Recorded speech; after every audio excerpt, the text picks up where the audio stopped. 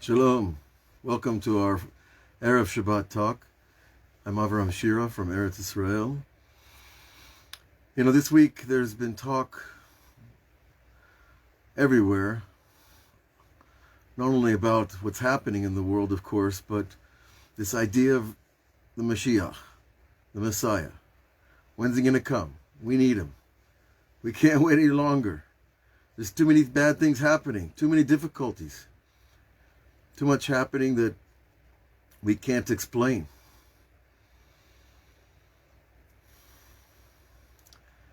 And so several friends were talking about it, and I said, okay, we've got to talk about it here on Facebook. Why not? And I was alerted to a very famous piece of the Talmud in Sanhedrin. And in Sanhedrin 97a, we have a whole paragraph that is going to spell out some very deep things. And it's going to lead us to some even deeper secrets about this whole Messianic process, the urge for a redemptive figure, and what we're supposed to do and what we're not supposed to do and what's going to happen. So, hang on, this is a little bit of a ride. Tanya, Rabbi Norai Omer, Rabbi Norai, which is another nickname for Rabbi Meir, said, Dor Shabo ben David, Na'arim Binu Penei Zekenim, in the generation of the Messiah, the youth will shame the elders. Not a good thing. Zekenim Yamdu Lifnei Na'arim, and the elders will stand before the young people. That's also the opposite of the way things are done in the world of Torah and the world of wisdom and education and respect. Ubat kama b'ima, and also daughters won't stand for their mothers and for their mother-in-laws. Upenei hador kepenei hakelev, a very famous statement, not very pleasant, that the face of the generation will be like the face of a dog. And that's not a compliment, even there are some very cute dogs out there. We all love dogs, right? How does a generation have one face, ask yourself? No, of course, it's a metaphor for an attitude. It's a metaphor for an attitude of maybe hundreds of millions, maybe billions of people. Because, our faces are expressors of emotion, and our inner being is expressed outward through our face.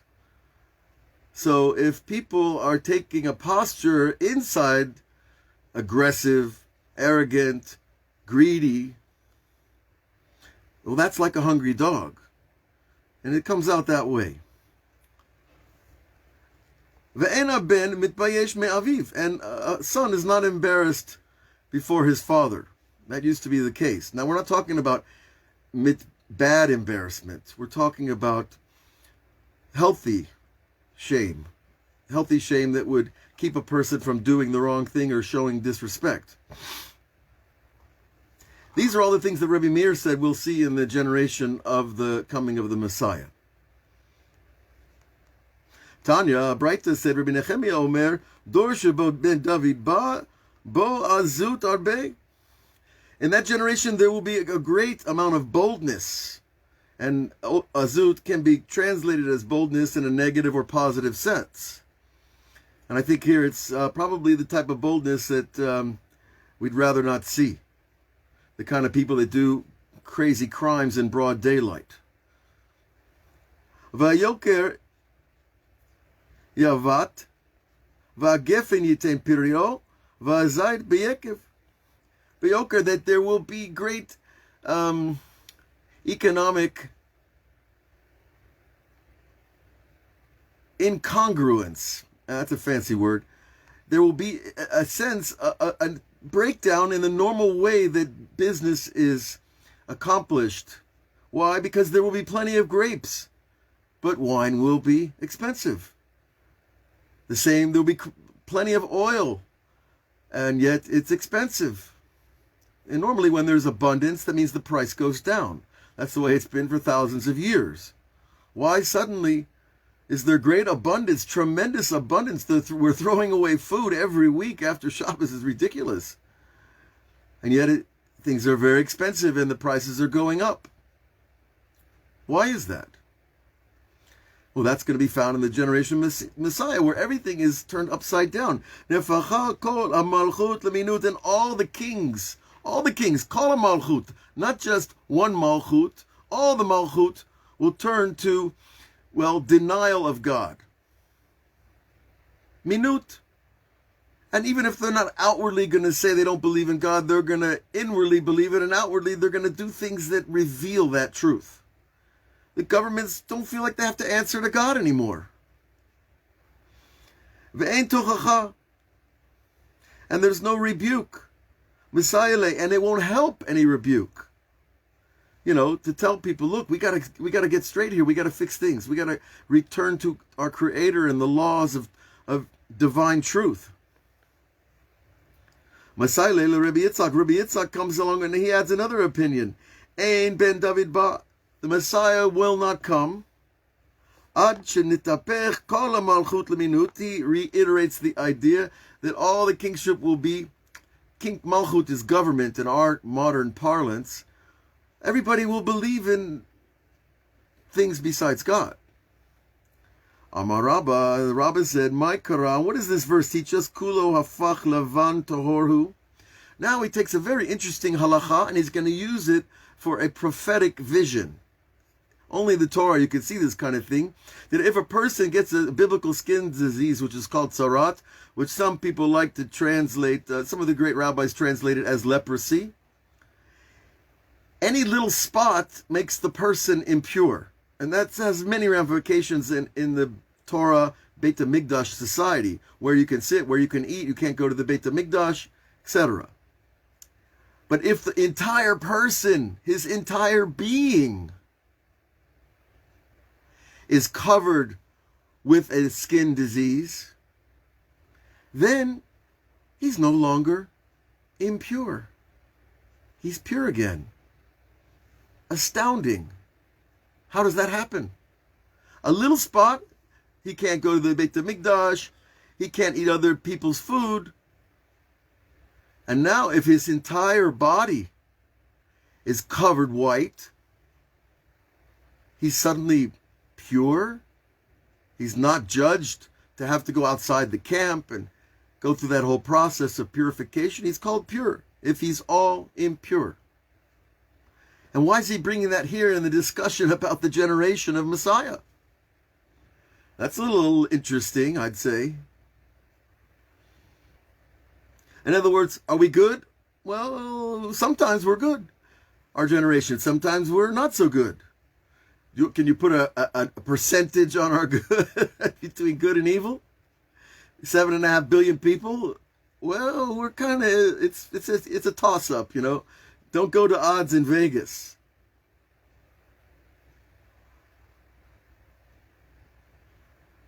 But here we see, no, even if the generation is completely impure, he's judged as pure. And that is a deep, deep secret. Now, an explanation would be like this. How can it be? If a person is completely impure, then we make him pure. But rather, the idea is that evil, impurity, has a life of its own that we cannot stop sometimes. We could not stop certain tyrants throughout history until they destroyed themselves. The Zohar says there's levels of evil where good can defeat evil. But there's certain level of evil that gets so bad, it can't be defeated by good people. The good guys won't win. But the evil will be so bad that it will destroy itself. And that's this case here. That even in a generation where everybody is off, and I'm not saying that that's the case in our generation, I don't believe that's true. But just to give us a little bit of hope and understanding how it works, from the sage's perspective, of course, which is a divinely inspired perspective, which means it's a godly perspective, that even if the whole generation is judged impure, then they become pure, because the evil is going to run its course. It's like a bad storm. You know, there's sometimes you just cannot fight the storm, especially if you're on a boat in the ocean. You have to batten everything down and go below and ride it out.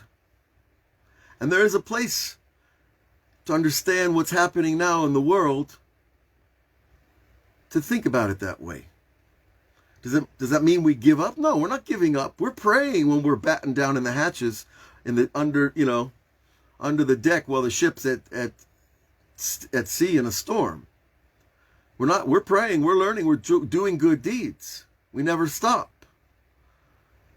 But in a generation where things have gone out of control and chaos, and the crumbling of society, not to mention crumbling of buildings, and God forbid Hashem should protect and guard and comfort all the people who are suffering right now from things that are happening all over the globe.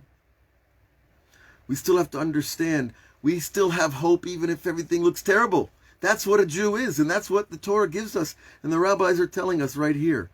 Tahorhu, he's still judged pure. The generation of Messiah. Now, Tana Rabbanan, the rabbis go on. Ki adin Hashem amo, God will judge his nation. Ki yir'eh ki azlat yad ve'efes atzur v'azuv. And it says, God will judge the people because they're afraid and they're giving up. Azlat yad means they're giving up. Efes atzur, nothing will stop them. Azuv, they're like mamash. Azui, it says in modern Hebrew. They're just giving up. It's unbelievable. There is this level where we just feel like we want to give up. But the Zohar says, no. All you have to do is keep fighting and you will win. Who is the winner? The one who's still standing with his sword in his hand. That's what the Zohar says. The sword, of course, is the sword of prayer. As long as you're praying, you're winning. How much? I don't know. How many casualties there are, I'm not sure. How does your bank account go? Doesn't matter. If you're praying, you're winning. And that's the secret. One of the secrets. Okay. Ein den ben David ba ad shirbu amisorot. And in the generation of Messiah, there also will be all kinds of traditions, all kinds of ideas. There won't be one religion, there won't be 10 religions. Every guy will make up his own religion. Devar acher, another idea. Ad shit mitma'et at-talmidim, until there's fewer and fewer people learning the true Torah. Devar acher, another idea.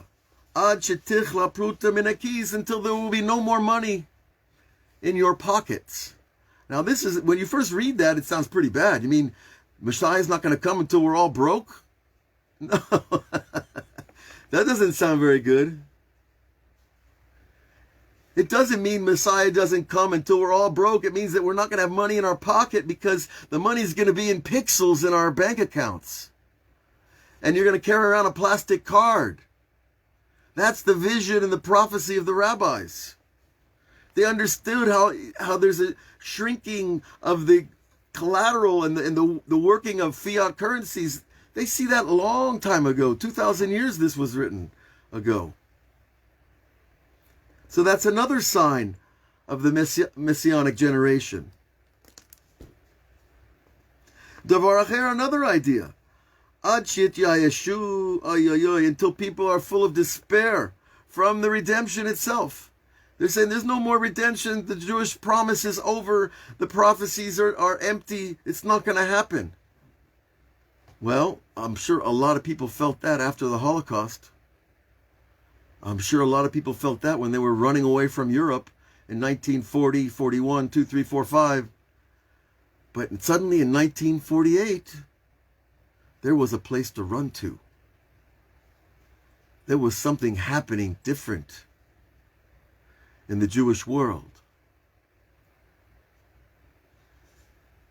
So the Yeush, the despair for Geula, it's a feeling. It's something you can go through, but it doesn't mean it's something that will last. Because God is perfect. He's not going to let this story go down. He's not going to let the movie end bad. He can't. It's his movie. Shneimar, Efis Atzur Vazuv. They're going to feel that there's nothing that's going to stop the fall. Atzur and Azuv, we're going to be lost forever. Well, no. Kiviyachol en somech va'ozer liYisrael. As if to say, there is no supporter for Israel. There is no helper. That Akash Baruch Hu went somewhere else in the universe. No. Kihad, Rabbi Zera said something. We have to go this last bit. This is the last bit of the Gemara we're going to look at before we add a few more ideas. Rabbi Zera, he was a great sage, but he was a little guy. That's his name is Zera, means little.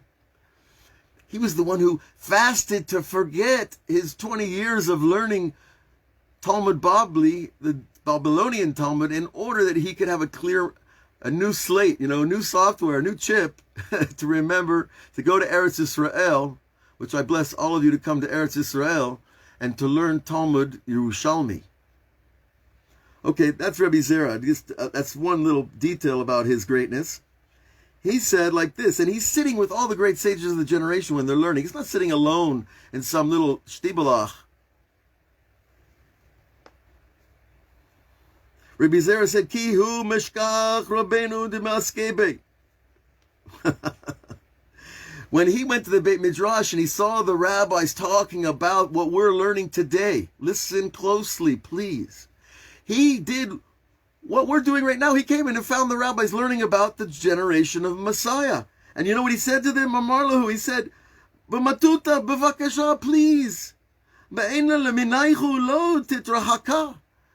Please, I beg of you, don't make the Messiah go far away. Don't push away the generation of Messiah. And he said this 2,000 years ago. And remember, they were already in exile, and the Romans already ruled Eretz Yisrael. They were the real occupiers. And so he's telling them, don't talk about, don't calculate the end. Don't talk about when Messiah is coming.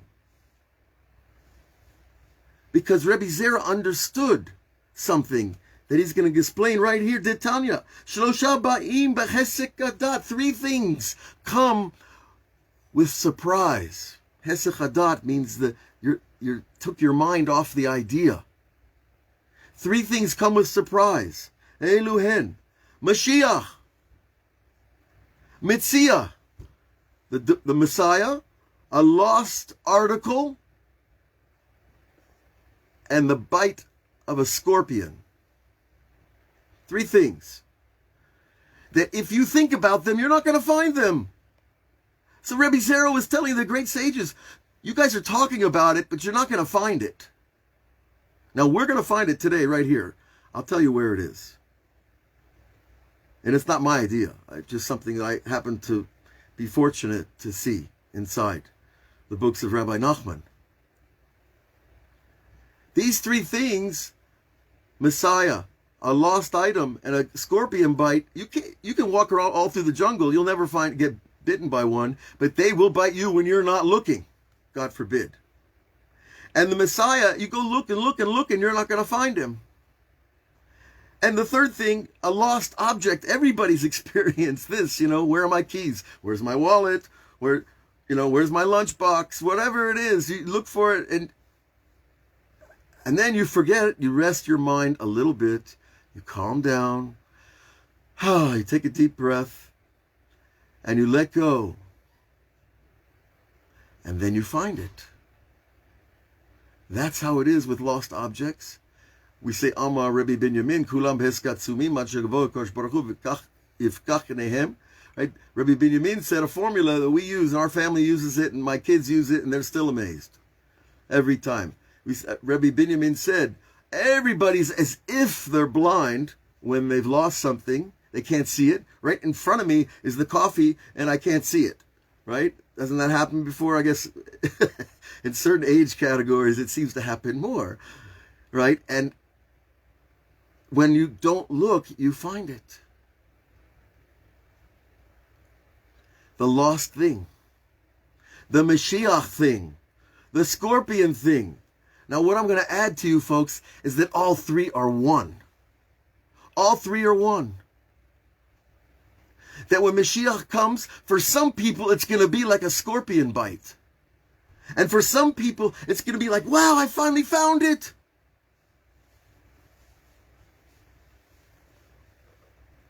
You see, it depends on your attitude to the idea. If you're against the idea, if you're against the Jewish plan for creation, if you're against the Torah and the sages, then that Mashiach might come along and zap you with his little stinger.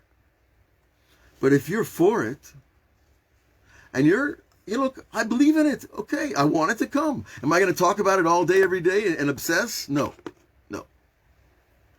Am I going to calculate it? Well, Rabbi Zera tells you better not calculate it. Because if you do calculate it, you make it go a little further away. Just like you're running around your house trying to find something and you actually walk right by it and don't see it. You're pushing it away.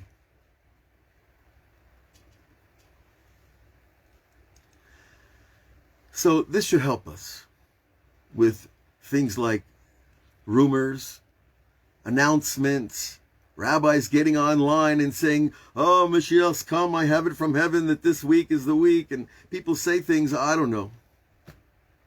The last thing we want to do is give a prophecy about something that we're not so certain about. Because the Zohar says the Messianic Age is 2,000 years of redemption. 2,000 years it takes humanity to get its act together. And that 2,000 years, well, guess when it started? Back there when the Romans were rampaging and destroying societies for the sake of their own greed. And it's taken us, humanity, 2,000 years to kind of clean our heads from the idea that warfare is not cool. Killing people for personal and national gain is not okay. But for centuries, kings fought each other just to get each other's castles and palaces and wives and gold. That's what the 2,000 years has been, a preparation. And it's a long time, and it takes a lot of refinement in every single person. 2,000 years, the Zohar says, the Messianic Age. That means it's made of millions of events, the Messianic era. And they're all like a river. Go out to the Mississippi River. You think it's one stream of water? It's millions of little rivulets of water all flowing together.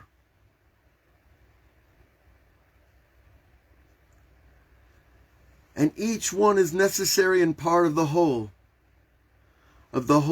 long-term Messianic process that we are in.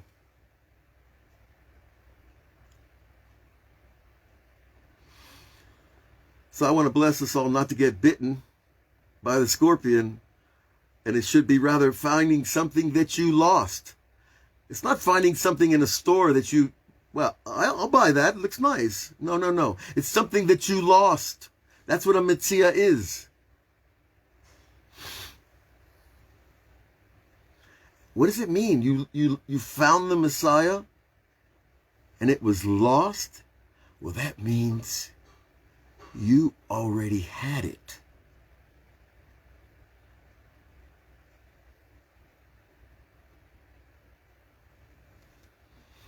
Think about that for a minute. If the Messiah comes like a lost object, it means you already had it.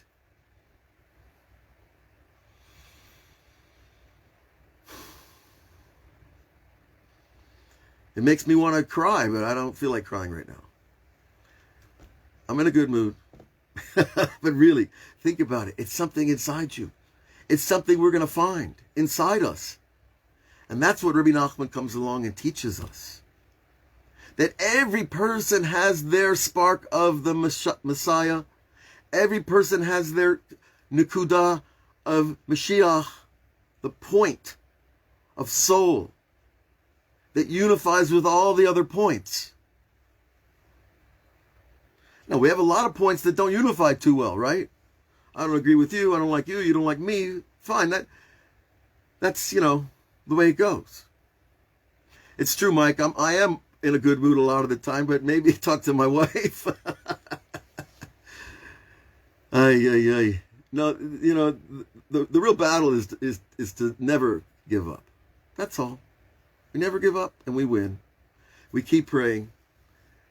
So when we listen and we hear Rabbi Natan Rabbi Natan, the main student of Rabbi Nachman, he said, I don't know about everybody else screaming for Messiah. I already found my Messiah. And they're like, oh yeah, he thinks Rabbi Nachman's Messiah. He's already been in the grave 20 years and he's a Messiah. No, he's talking about his personal spark of his own divine soul. He found the Mitziah. He found the lost object. That spark that's within each of us. Now, how you live with that spark is very important.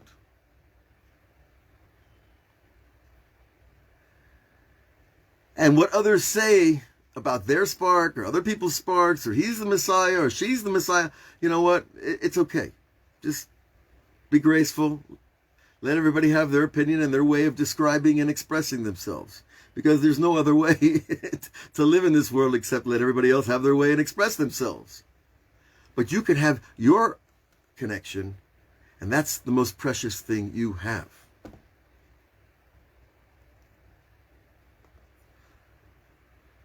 Okay, I think I've gotten excited enough. It's time to calm down. Shabbos is coming. And we need to find Shabbos too. Find that part of us that rests, but not the exhausted rest of a hard worker after a long week. The rest of the, now it's happening. Now we're going to live the fruits of 6,000 years of creation, 2,000 years of Messianic redemption. We're going to live that. And that's why the Talmud says every Shabbat is a 1/60th of the world to come. You get a shine. You get a little bit of that shine of what it's like to be in Gan Eden with all the sages, and you're one of them. No matter how much you know, as long as you have the wisdom to know how to be with the wisdom, how to be quiet, how to be humble, how to listen, how to know my place, how to find my way around the ideas, and also to have someone I can talk to and ask questions if I'm, when the mind gets stuck, because it happens. You will find it. I promise you. I bless you. Okay, it's good. It's been a week. Hopefully we'll hear some good news this week. Look forward to seeing you all this coming week on Patreon, YouTube, Facebook, Web Yeshiva, Lighthouse. And there's still more to come because the Torah is endless. God bless you. Shabbat Shalom.